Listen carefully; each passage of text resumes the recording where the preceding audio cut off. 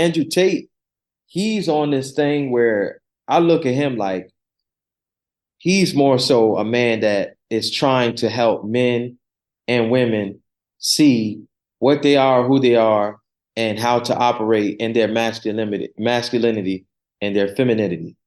Like men today, because of society, have been brought to this place of being docile, not stepping up as a man, being afraid to speak their mind, being afraid to get their hands dirty, get out there and work. And women are thinking they're in a position of a man, don't need a man. The roles have switched. But let me add my little thing Yeah, because I don't think it's that women think they don't need a man. They don't. Like they I got in the sense of you. I ain't saying like in the sense of if you got a wheelchair, you don't need legs. I You know got what I'm saying? Like of course you need your legs, but I can function fine without them, right? Because I got wheelchairs, I got braces, I got a cane, I got cars. So you have right, all these things to supplement the man not being in the house. right. So yes, things would function more natural and better, and I'll be better for it if I had my Right. legs, but I can function fine without them.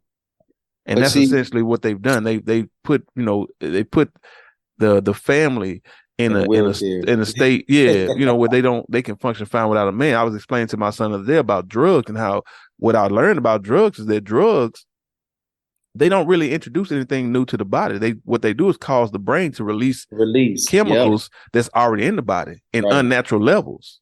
And Right. so and then the body says, okay, well, instead of me doing, I can work on other stuff, and just if you're gonna keep putting this other the synthetic stuff and then let that do that part, and I'll go work on other aspects of the body and get Right. work on these things. And then you become chemically dependent on this drug to produce whatever, and then in Chasing the high. the withdrawals are actually when the body starts to regulate itself, because the higher you go up, the further the fall is to regulate, to balance. And that's when people get dope sick and all those things. So and so people don't, it's hard for people to go through that dope sick to kick that addiction. You know what I'm saying? So they just keep going it, because if they stop, that regulation that their body's going to go through is going to be real hard for them. And that's Man, kind of what I see with the family, right? With the melanated family, especially, is that it's very hard now for these people, for these families that have been functioning without men and has had these other foreign I say substances, so these synthetic right. substances supplement for the lack of a man being there. That detox, that dope sick that they're gonna go through in order to subjugate themselves to a man and to an authority, that's hard for a lot of women. A lot of households, for the children too. These young boys to go and you get used to having a man in the house. That man, listen, it's a problem. It's like so with the nuclear families now having to detox and go through that dope sick in order to get back to where we're supposed to be as a unit. I'll say this though, man, and this is something I had this conversation with my family. I was back home. I don't think this is the thing, man. I'm gonna say this. Well, say it then. I think I was having this conversation with my sister, and I was like, man, you know what's funny?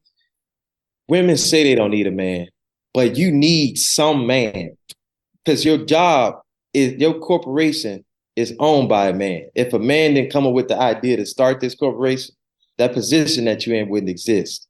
And at any moment, that man can say, you know what, we don't need your services anymore. You can go on your way. And then you'll have to go find another corporation that's owned by another man, to take care of you. So it's more so the evolution of slavery and plantations. So the plantations went from being, these elaborate, vast farms to being corporations now. So a woman can go work on a plantation and get a salary and and pay for everything that she needs and everything else. And it kind of gives the illusion, because you don't see the slave master, you don't see the CEOs and the owners. Like I was listening to this interview, I think it was Warren Buffett, or it was one of these other owners, and they would talk about how they only meet with the CEOs of their companies like once or twice every 3 to 5 years. Mm. I was like, that's crazy. So you will never see the man that owns the corporation. And then you will never see the corporation that owns that corporation. So women have been deceived into thinking they don't need a man. No, they don't need the everyday common man. But there is some man that you need. And we talk about, dependency. If society were to somehow fall into anarchy and things were to go to bits and pieces, that mindset would vanish in a split second, because you're going to realize I need to surround myself with the strongest, most intelligent, militant group of man I can, that's going to make sure I'm fed, make sure my child is safe, and make sure I'm not, violated in any way. That delusional mindset will go away. Women, this is something that will never be broke. This is a chain of dependency that will never be broken. Man will always be dependent on God, whether he realizes that or not. As long as you eating God's food, drinking his water, and breathing his air, you're dependent on him. A woman will always be dependent upon a man, because as long as a man is out there laboring, tilling the ground, building the buildings, making sure there's running water, making sure there's electricity, making sure the fires are being put out, making sure that the communities are secure, you're going to always need a man. And the child is always going to need the parents. You get what I'm saying? And that's a chain of dependency that could never be broken. You can put in substitutes and put in, things that put up this facade that the man is not needed, or the woman is not needed, or God is not needed. But that's not true.